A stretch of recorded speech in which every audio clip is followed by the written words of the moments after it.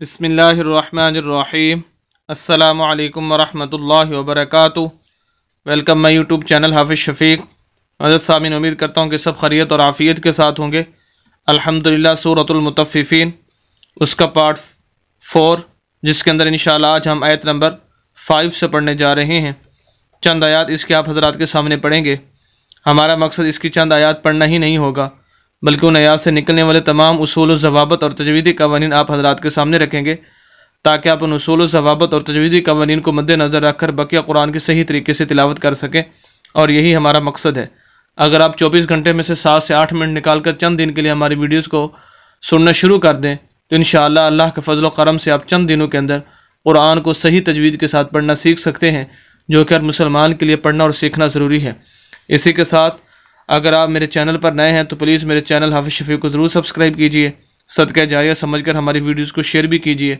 इसी के साथ आपकी फैमिली, आपके दोस्तों में से कोई भी अगर ऑनलाइन कुरान शरीफ पढ़ना चाहता हो तो अल्हम्दुलिल्लाह हमारी क्लासेस जारी हैं। आप भी अगर हमारी क्लास का हिस्सा बनना चाहते हैं तो दिए गए नंबर पर रब्ता कीजिए। इंशाअल्लाह आप भी हमारी क्लास का हिस्सा बन सकते हैं। और वीडियो को कोशिश कीजिए कि कंप्लीट सुने, ताकि तमाम जो उसूल ज़वाबत हैं आप उनको बखूबी जान सकें। तो बहरहाल आइए आज का सबक शुरू करते हैं। अऊज़ु बिल्लाहि मिनश शैतानिर रजीम।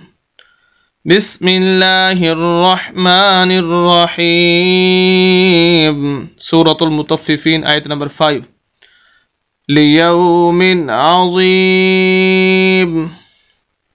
लियौ, या को हम वाव के साथ मिलाएंगे, क्योंकि वाव साकिन है, यह साकिन की अलामत है। इसे जज़म भी बोलते हैं और इसे सुकून भी बोलते हैं। जिस हर्फ के ऊपर यह अलामत आ जाए वो हर्फ खुद ब खुद नहीं पढ़ा जाता, पिछले हर्फ को उस हर्फ के साथ मिलाना होता है। तो इस वजह से या को हम वाव के साथ मिलाएंगे। लियौमिन, आमतौर पर जो तनवीन होती है, यानी दो ज़बर दो ज़ीर दो पेश को तनवीन बोलते हैं। जहाँ पर भी तनवीन आ जाए वहाँ पर तकरीबन गुन्ना होता है।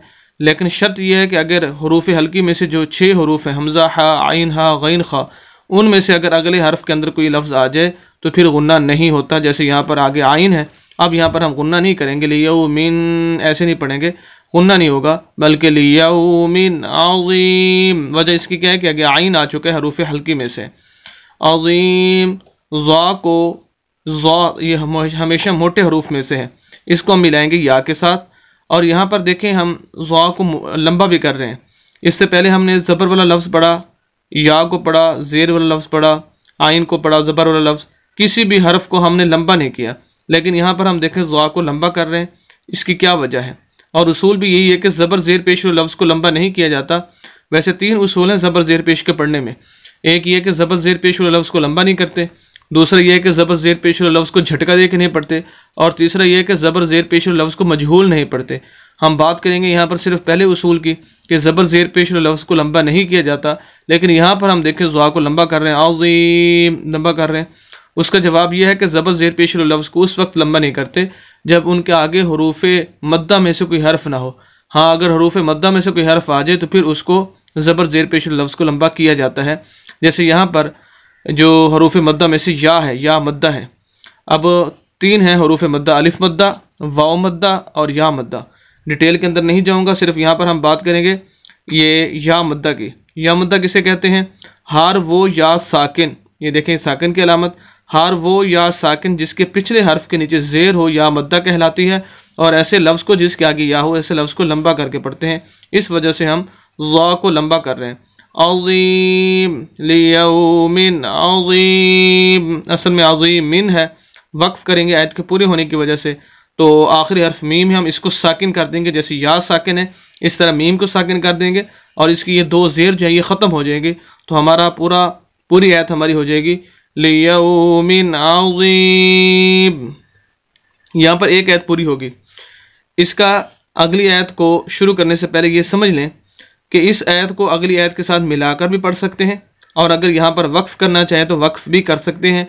वक्फ का तरीका जैसे मैंने पहले आपको बता दिया। अगर हमने यहाँ पर वक्फ कर लिया तो अगली आयत को हम जब शुरू करेंगे यौमा, फिर इसकी शद को नहीं पढ़ेंगे। या के ऊपर जो शद है ये शद की अलामत है, इसको हम नहीं पढ़ेंगे।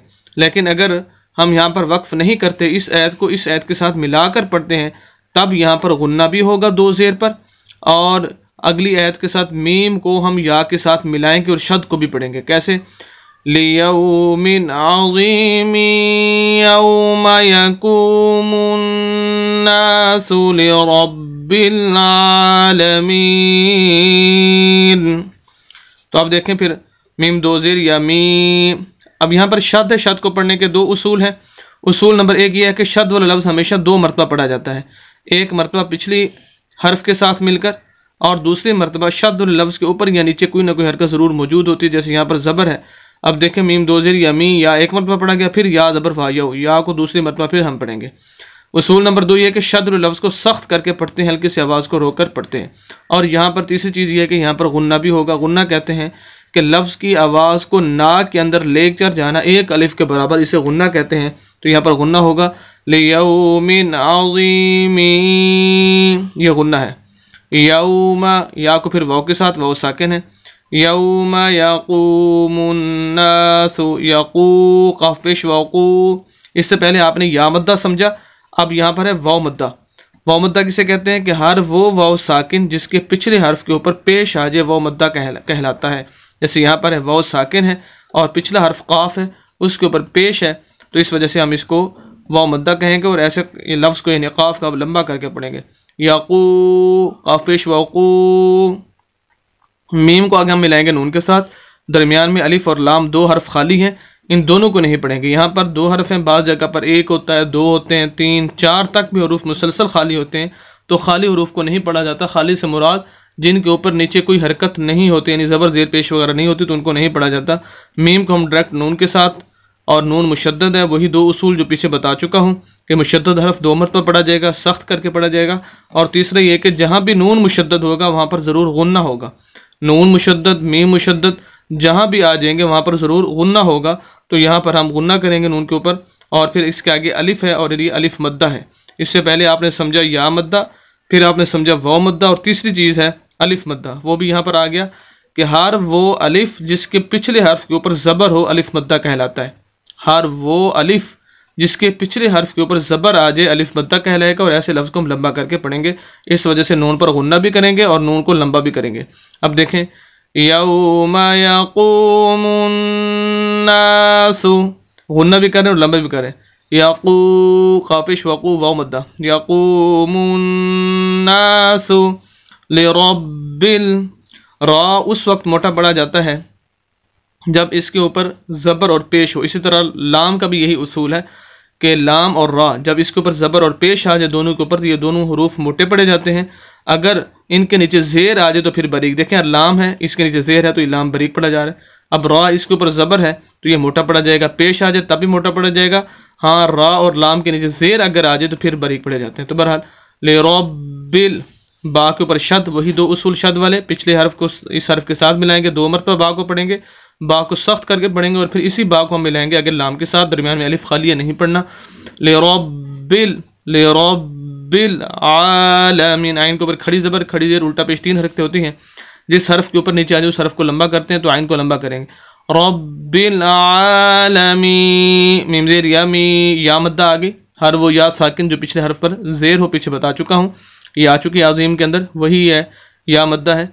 आलमीना, वक्फ करेंगे, आखिरी हर्फ नून है, ऊपर ज़बर है, तो नून को साकिन कर देंगे। जैसे या साकिन है, जैसे हम इसको साकिन करेंगे इसकी ज़बर ख़त्म हो जाएगी, तो आलमीना से हो जाएगा आलमीन। पूरी आयत यौमा यक़ूमुन्नासु लिरब्बिल आलमीन, दोनों आयतों को अगर मिलाकर पढ़ें, लियौमिन अज़ीमिन यौमा यक़ूमुन्नासु लिरब्बिल आलमीन। उम्मीद करता हूँ कि आज की वीडियो आप खूबी समझ चुके होंगे। मज़ीद इस्लामी वीडियोज़ के लिए और कुरान को सही तजवीज़ के साथ पढ़ने के लिए हमारे यूट्यूब चैनल हाफ़िज़ शफ़ी को ज़रूर सब्सक्राइब कीजिए। सदक़े जारिया समझकर हमारी वीडियोज़ को शेयर भी कीजिए। मिलते हैं नेक्स्ट वीडियो के अंदर कल इंशाअल्लाह। इजाज़त दें, अल्लाह हाफ़िज़।